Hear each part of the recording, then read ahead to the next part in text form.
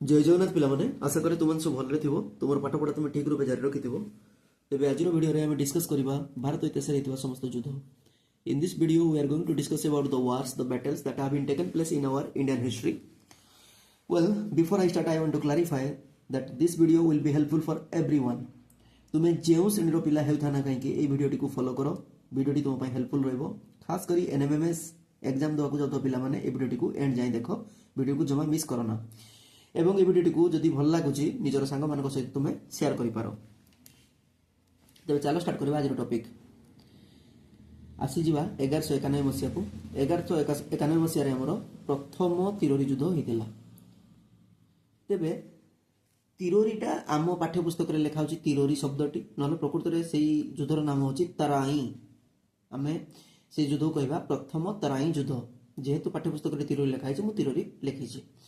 प्रथम तिरोरी युद्ध रे हमर राजपूत राजा पृथ्वीराज चौहान एवं मोहम्मद घोरी परस्पर लड़ीथिले एवं एथिरे पृथ्वीराज चौहानकर विजय होइतिला।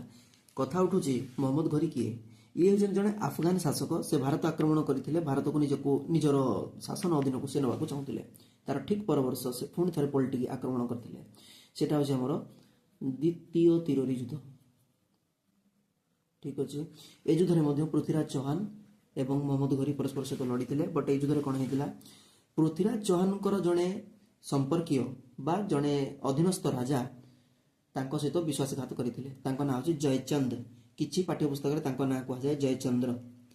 जयचंद्र आसी मोहम्मद घोरी को युद्धर समस्त स्ट्रेटेजी पृथ्वीराज चौहान को गतिविधि विषय रे समस्त कॉन्फिडेंशियल इंफॉर्मेशन को एक्सपोज कर देले। फल रे कोन हला ना ए युद्ध रे मोहम्मद घोरी जीति गले। ता नेक्स्ट वर्ष कोन हेची 1193 मसीहा रे गोटे युद्ध होइतिला। ता ना होची चंदावर युद्ध। चंदावार भी कहा जाए चंदावर भी कहा जाए चंदावर युद्ध। ए युद्ध रे कोन हेइतिला ना जयचंद्र घोरी को विरोध रे लड़ीथिले। तुमे बिले लक्ष्य करथबो जो जयचंद्र घोरी को सहायता करथिले पृथ्वीराज को विरोध रे लड़िया पई से वर्तमान निजे घोरी को विरोध रे लड़ुचंती एवं एही युद्ध रे घोरी कर विजय हेइतिला 1526 मसीहा। ठीक अछि। 1526 मसीहा रे हमर प्रथम पानीपत युद्ध होइतिला। प्रथम पानीपत युद्धटा हमर होइतिला बाबर एवं इब्राहिम लोदी। ठीक अछि। ए युद्ध रे बाबर जीतिथिले इब्राहिम लोदी हारिथिले। एबे बाबर के इब्राहिम लोदी के बाबर हेउछंती प्रथम मोगल शासक जे कि मोगल साम्राज्य को भारत रे प्रतिष्ठा करथिले। से हेउछंती तैमूर लंकर वंशधर।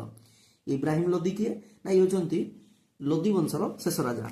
मु तुमको गोटे नक्शा माध्यम रे बुझाउची DKTSLM। देखो ये होची दासवंश खिलजी वंश तुगलक वंश सैयद वंश लोदी वंश। ए लोदी वंशर तीन जन राजा होचंती BSE बालल लोदी सिकंदर लोदी इब्राहिम लोदी। ए इब्राहिम लोदी को सहित मोगल वंशर प्रथम राजा जी हमरो भारत रे मोगल वंश शासन मोगल साम्राज्य को स्थापन करथिले बाबर आंको दुई को भितरे युद्ध होइतिला। सेही युद्धटा होची प्रथम पानीपत युद्ध 1526 मसीहा रे हेइतिला। बाबर जीतिथिले। तापर वर्ष हमरो 1527 मसीहा रे गोटे युद्ध होइतिला। ता ना होची खानवा युद्ध। ताको खानवा युद्ध मध्ये बहिरे लिखिछि। तो ता ना होची खानवा युद्ध। ठीक अछि। खाना युद्ध रे हमर बाबर एवं राणा संघ परस्पर सहित लड़िथिले। राणा संघ बा राणा सांगा। ठीक अछि। तुमे जेउना रे ये कले चलिबो पाठ्यपुस्तक रे अलग अलग नाम रे लिखा होची। राणा संघ कोठी लिखा होची कोठी राणा सांगा लिखा होची। तेबे ए युद्ध रे मध्ये बाबर जीतिथिले। राणा सांगा किए ना राणा सांगा जने राजपूत राजा। ठीक अछि। एबे हम आसी पहुंचीबा तापर वर्ष 1528 मसीहा। 1528 मसीहा रे हेतला चांदेरी युद्ध। मन रखबे ना गुडा बहुत इंपोर्टेंट। चांदेरी युद्ध। चांदेरी युद्ध काका भितर हेतला ना बाबर एवं मेदिनी राय। मेदिनी राय। ठीक अछि। एबे कथा उठुची मेदिनी राय के ना ये होचंती सॉरी मालवार शासक। ये मध्ये जने राजपूत। ए युद्ध रे मध्ये बाबर विजयी होइतिले। एबे हमें जिबा घरघरा युद्ध जोटा कि हेतला 1529 ଏଟାକୁ ଆମେ କହିବା ଘାଘରା ଯୁଦ୍ଧ ବା ଘରଘରା ଯୁଦ୍ଧ, ଏକା କଥା। କେଉଁ କେଉଁ ପାଠ୍ୟପୁସ୍ତକ ଲେଖା ହେଉଛି ଘରଘରା ଯୁଦ୍ଧ, କେଉଁ କେଉଁ ପାଠ୍ୟପୁସ୍ତକ ଲେଖା ହେଉଛି ଘାଘରା ଯୁଦ୍ଧ। ଠିକ ଅଛି। ତେବେ ଏଇ ଯୁଦ୍ଧରେ ଆମର ବାବର ଏବଂ ଆଉ ଦୁଇ ଜଣ ଆଫଗାନ ଲଢିଥିଲେ, ସେ ହେଉଛନ୍ତି ନୁସରତ ଶାହା ଏବଂ ମାହମୁଦ ଲୋଦି। ନୁସରତ ଶାହା, ମାହମୁଦ ଲୋଦି। ତଥାପି ଏମାନେ ଦି ଜଣ ମିଶିକି ବି ତାଙ୍କୁ ହରାଇ ପାରିଲେନି, ଏଥିରେ ଜିତିଲେ ବାବର। ପିଲାମାନେ ଏବେ ଆମେ ସିଧା ପଳେଇବା 1556 ମସିହାକୁ। 1556 ମସିହାରେ ଆମର ଦ୍ୱିତୀୟ ପାନିପତ ଯୁଦ୍ଧ ହୋଇଥିଲା। ଠିକ ଅଛି। ଦ୍ୱିତୀୟ ପାନିପତ ଯୁଦ୍ଧ ହିମୁ ଏବଂ ଆକବରଙ୍କ ଭିତରେ ହେଇଥିଲା। ତେବେ ଆକବର ତ ସେହି ସମୟରେ ବହୁତ ଛୋଟ ଥିଲେ। ଆକବରଙ୍କ ତରଫରୁ ତାଙ୍କ ଗାର୍ଡିଆନ ବା ତାଙ୍କର ସେନାପତି ବୈରାମ ଖାଁ ଯୁଦ୍ଧକୁ ନେତୃତ୍ୱ ନେଇଥିଲେ। ଠିକ ଅଛି।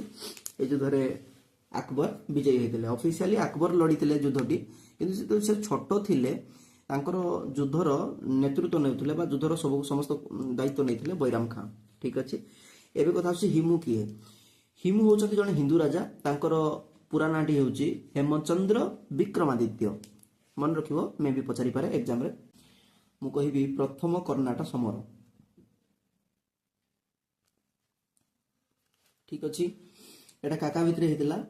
ଇଂଲଣ୍ଡ ଏବଂ ଫ୍ରାନ୍ସ ଭିତରେ ହେଇଥିଲା। এই ଯୁଦ୍ଧଟି ଆମର ଫ୍ରାନ୍ସ ଜିତିଥିଲା। এই ଯୁଦ୍ଧଟା 8 ବର୍ଷ ଚାଲିଥିଲା। 1740 ରୁ 1748 ଯାଏଁ ଯୁଦ୍ଧଟା 8 ବର୍ଷ ଯାଏଁ ହେଇଥିଲା। ଯୁଦ୍ଧରେ ଫ୍ରାନ୍ସ ଲୋକମାନେ ବା ଫ୍ରାନ୍ସ ଉପନିବେଶ ଜିତିଥିଲା। ତାପରେ ଆସିଲା ଆମର ଦ୍ୱିତୀୟ କର୍ଣ୍ଣାଟ ସମର। ଦ୍ୱିତୀୟ କର୍ଣ୍ଣାଟ ସମର, ଏଥିରେ ମଧ୍ୟ ଇଂଲଣ୍ଡ ସାଙ୍ଗରେ ଫ୍ରାନ୍ସର ଯୁଦ୍ଧ ହେଇଥିଲା, ବଟ୍ ଏଥିରେ ଇଂଲଣ୍ଡ ଜିତିଥିଲା। ଏଇଟା କେବେ ହେଇଥିଲା?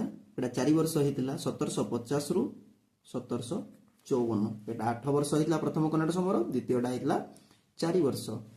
ଏବେ ଆସିବ ତୃତୀୟ କର୍ଣ୍ଣାଟ ସମର। এটা কাকা ভিতরে ହେଇଥିଲା ନା ସେଇ ଇଂଲଣ୍ଡ ଏବଂ ଫ୍ରାନ୍ସ ଭିତରେ ହେଇଥିଲା। এটা ଏଗେନ୍ ଇଂଲଣ୍ଡ ଜିତିଥିଲା। এটা 1758 ମସିହାରେ ହେଇଥିଲା। ଠିକ ଅଛି। ଏବେ ଆମେ ଆଉ 3ଟା ଯୁଦ୍ଧ ବିଷୟରେ ଡିସ୍କସ୍ କରିବା, ବାସ୍ ଆଜିର ଟପିକଟାକୁ ଏଣ୍ଡ କରିବା। ଆମେ ଆସି ପହଞ୍ଚିଛେ 1757 ମସିହା। এই ବର୍ଷ ଗୋଟେ ଯୁଦ୍ଧ ହେଇଥିଲା, ତା ନାଁ ହେଉଛି ପଲାସି ଯୁଦ୍ଧ। ତୁମେ ସବୁ ନାଁଟା ଶୁଣିଥିବ, ପଲାସି ଯୁଦ୍ଧ, ଦ ବ୍ୟାଟେଲ ଅଫ୍ ପଲାସି। এটা ଆମର ଇଂରେଜ ଏବଂ ବଙ୍ଗର ନବାବ, ତାଙ୍କ ନାଁ ହେଉଛି ସିରାଜଉଦ୍ଦୌଲା।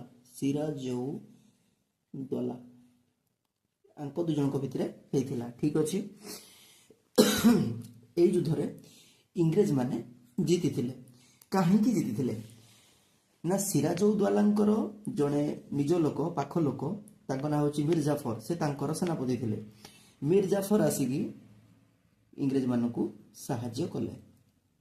ଠିକ ଯେପରି ଜୟଚନ୍ଦ୍ର ବିଶ୍ୱାସଘାତକତା କରିଥିଲା ପୃଥ୍ୱୀରାଜ ଚୌହାନଙ୍କ ସହିତ, ଠିକ ସେପରି ଆମେ କହିପାରିବା ମୀର ଜାଫର ବିଶ୍ୱାସଘାତକତା କଲା ବା ଛଳନା କଲା ସିରାଜଉଦ୍ଦୌଲାଙ୍କ ସହିତ। ଠିକ ଅଛି। ସିରାଜଉଦ୍ଦୌଲା କିଏ? ନା ଇଏ ହେଉଛନ୍ତି ବଙ୍ଗର ନବାବ। ଠିକ ଅଛି। এই ଯୁଦ୍ଧଟା ହେଇଥିଲା 1757 ମସିହା ଜୁନ 23 ତାରିଖ। ଯଦି ମନେ ରଖିପାରିବ ତାରିଖ, ଭଲ କଥା। ତେବେ ଯେହେତୁ ମୀର ଜାଫର ଇଂରେଜ ମାନଙ୍କୁ ସାହାଯ୍ୟ କରିଥିଲେ, ତାଙ୍କୁ ଇଂରେଜ ମାନେ ସମର୍ଥନ ଦେଲେ, ସେ କିଛି ଦିନ ପାଇଁ ରାଜା ହେଲେ। ତାପରେ ତାଙ୍କୁ ଗାଦିରୁ ବି ତଡ଼ି ବି ଦେଇଥିଲେ। ଏବଂ ତାଙ୍କ ପୁଅ ମୀର ଜାଫରଙ୍କ ପୁଅ ହେଉଛନ୍ତି ମୀର କାସିମ। ସିଏ ମଧ୍ୟ ଇଂରେଜ ମାନଙ୍କ ସାହାଯ୍ୟ ନେଇ କିଛି ଦିନ ସେ ମଧ୍ୟ ରାଜା ହେଇଥିଲେ। ତେବେ ବର୍ତ୍ତମାନ ଆସିକି ଆମେ ପହଞ୍ଚିଲେ 1761 ମସିହା। এই ମସିହାରେ ଆମର ତୃତୀୟ ପାନିପତ ଯୁଦ୍ଧ ହେଇଥିଲା। এটা ହେଉଛି ଶେଷ ପାନିପତ ଯୁଦ୍ଧ। ତୃତୀୟ ପାନିପତ ଯୁଦ୍ଧ କାକା ଭିତରେ ହେଇଥିଲା? ନା ବାଜିରାଓ ଏବଂ ବାଜିରାଓ ଭର୍ସେସ୍ ଅହମ୍ମଦ ଶାହ ଅବଦାଲି। ନାଁଟି ପିଲେ ମନେ ରଖ, ମୁଁ ଅବଦାଲି ଲେଖି ଦେଉଛି। এই ଯୁଦ୍ଧରେ ଅହମ୍ମଦ ଶାହ ଅବଦାଲି ଜିତିଥିଲେ। ଠିକ ଅଛି। ଯୁଦ୍ଧଟି ଆମର 1761 ମସିହାରେ ହେଇଥିଲା। ଏବଂ ଆମେ ଏବେ ଶେଷ ଯୁଦ୍ଧ ଆଜିର ଡିସ୍କସନ କରିବା। ସେଟା ହେଉଛି 1764 ମସିହାରେ ହେଇଥିଲା। ତା ନାଁ ହେଉଛି ବକ୍ସାର ଯୁଦ୍ଧ। ଠିକ ଅଛି। ବକ୍ସାର ଯୁଦ୍ଧ କାକା ଭିତରେ ହେଇଥିଲା ପିଲାମାନେ? ଇଂରେଜଙ୍କ ସହିତ ଏଇ ଯୋଉ ମୀର କାସିମ, ଇଏ ଟିକେ ମନମୁଖୀ କଲେ। ଇଂରେଜ ମାନଙ୍କୁ ଯେହେତୁ ଏମାନେ ସମର୍ଥନ ପାଇକି ରାଜା ହେଇଥିଲେ, ତେଣୁ ଏମାନଙ୍କର ବେଖାତିର ବା ବେଖୟାଲି ହବାଟା ଇଂରେଜ ମାନଙ୍କ ଆଖିରେ ଗଲାନି, ଇଂରେଜ ମାନେ ଏମାନଙ୍କୁ ବିତାଡ଼ିତ କରିଥିଲେ। ତେଣୁ ଏଇ ମୀର କାସିମ ଶାହ ଆଲମ ଏବଂ ଦେଖ ଏଠି ମୁଁ ଲେଖିଦଉଛି, ମୀର କାସିମ କାହା ସହିତ ନା ଶାହ ଆଲମ ଏବଂ ଆମର ଅଯୋଧ୍ୟାର ନବାବ ସୁଜାଉଦ୍ଦୌଲା ଏମାନେ ମିଶିକି ଇଂରେଜ ମାନଙ୍କ ସହିତ ଲଢିଥିଲେ। ହେଲେ ମଧ୍ୟ ଇଂରେଜ ମାନଙ୍କୁ ସେମାନେ ହରାଇ ପାରି ନଥିଲେ, ଯୁଦ୍ଧ ଜିତିଥିଲେ ଇଂରେଜ ମାନେ। ତେବେ ପିଲେ ଲକ୍ଷ୍ୟ କର, ଏଇ ଯୋଉ ସୁଜାଉଦ୍ଦୌଲା ଏବଂ ଏଇଠି ଅଛି ସିରାଜଉଦ୍ଦୌଲା। ସିରାଜଉଦ୍ଦୌଲା ଥିଲେ ବଙ୍ଗର ନବାବ, ତାଙ୍କର ସେନାପତି ଥିଲେ ମୀର ଜାଫର, ଯିଏକି ତାଙ୍କ ସହିତ ବିଶ୍ୱାସଘାତକତା କଲେ। ମୀର ଜାଫରଙ୍କ ପୁଅ ଥିଲେ ମୀର କାସିମ। ଏଇ ମୀର କାସିମ ବର୍ତ୍ତମାନ ଶାହ ଆଲମ ଏବଂ ସୁଜାଉଦ୍ଦୌଲା ଇଏ ହଉଛନ୍ତି ଅଯୋଧ୍ୟାର ନବାବ, ଆଙ୍କ ସହିତ ମିଶିକିରି ଇଂରେଜ ମାନଙ୍କ ସହିତ ଲଢୁଛନ୍ତି। ଏଥିରୁ ଆମେ ଜାଣିଲେ ଯେ ଇଂରେଜ ଲୋକ କାହାରି ନୁହନ୍ତି, ତାଙ୍କୁ ସାହାଯ୍ୟ କରିବାଟା ହେଉଛି ଏକଦମ ବୃଥା।